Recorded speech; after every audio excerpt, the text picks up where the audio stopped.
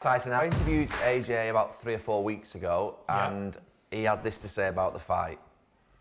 It's not me, it's the other side that are letting this down. We had the deal in place, we were the ones who found the venue, we were the ones who took the offer to them, and they bailed out on not only me, but the boxing world. I'll smoke that guy. I will. It's annoying. AJ couldn't smoke a cigarette, never mind smoke the Gypsy King. He hasn't got the minerals to fight a man like me. I said to Eddie Hearn straight, so the difference in me and him is he's a businessman and I'm a Spartan. And I'll show him that when I get in the ring. I will absolutely annihilate that bodybuilder. He won't go past 6 rounds. He'll be over quickly. And he knows that and his full team know it. And that's why Eddie Hearn's been staring around me for the last 10 years. Has Eddie Hearn ever tried to sign you? He has, he had the opportunity to do it. I believe he said in one of his interviews, it was the biggest regret of his life they didn't sign the Gypsy King up, so. Do you like him? Bigger fool him. Eddie Hearn, he is a proper southern wanker. I don't know if you can say that on your show, can you say that? Yeah? Yeah. He is actually. I love to terrorise Eddie because he loves to talk shit about people that he's got nothing to do with. All Eddie Hearn's ever done is talk rubbish about me because he knows it gets him hits and viewing figures on interviews. Because at the end of the day, what's he ever achieved in his life? He's never been a boxer. He goes around like he's a world heavyweight champion, but he ain't. He's just a businessman, and that's what it is. There's plenty of them out there, but it's only one real world heavyweight champion, and that's me. There's one more clip from Anthony Joshua. If you just have a look at this one. Yeah. Do you respect him as a boxer? Do you respect him as a man?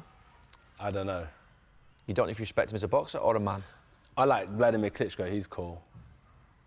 He's cool. So you don't respect him as a man? I don't know, I don't really look at anyone in my industry like that. There's people I want to just fight. Do you respect him?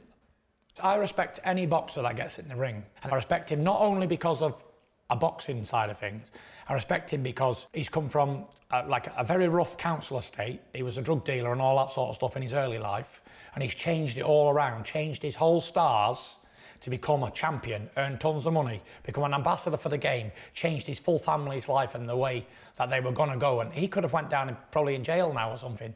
I don't know what he was into. But I see interviews that he says, oh, I'm his worst enemy and he hates me. But I've never met the guy. I've met him a couple of times, but I never had like no personal stuff, so he doesn't know if he hates me or not. I think he loves me really, but pretends he hates me. He used to be a fanboy of mine, you know, years ago when I was a champion and he was a nobody. Proper. He used to follow me on Instagram and Twitter and all that. And when he became a boxer, he always become this big famous guy that in his own mind he's a superstar, movie star. And all of a sudden he unfollowed me and then now I'm his worst enemy because I've been there and I've done everything that he hasn't done, but he'd love to do. He's been filtered, media trained, he's had all this big team around him, a 20-man entourage. He has to turn up mob-handed somewhere, and he can still only be voted as the 7th most popular sportsman in the country, behind Andy Murray. So that says a lot for him.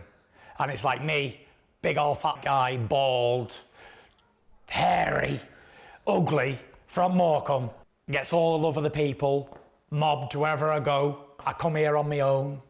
I don't have no security people around me. I don't need to be held away from my fans who've supported me and made me the star I am. I mean, I don't need to change. For him, he's had to change his image. So I'd always call that a fake character. He plays this, he's so humble and such a nice person and all that, but I do truly believe that that's a mirage, smoke and mirrors job, well done by his team. And when he's let off and does his own things, sometimes he comes out of his shell and shows the real him. And he gets in big bother for it. You should have a night out together after the fight. I'd love to, but he couldn't come out with me, could he? He'd be in my shadow because of the personality. It'd be like, he doesn't say 2 words, acts a tough guy, tensing his muscles in the corner drinking an orange juice, and I've had 6 pints of beer breakdancing on the dance floor, going for it. So yeah, it wouldn't be a good night out for him, really. But the fight needs to happen for you both. The fight, for you both. I've never been optimistic about this fight happening. And even when we said it was going to happen in Saudi Arabia and the deal was done, I still wasn't optimistic about it. And guess what? It never happened. I do think sooner or later it has to happen. Even if we have to go AWOL completely and throw all the belts in the bin for whatever reasons and then just fight each other, I'd do that if that makes sense. But I'm not sure if he would be willing to do that.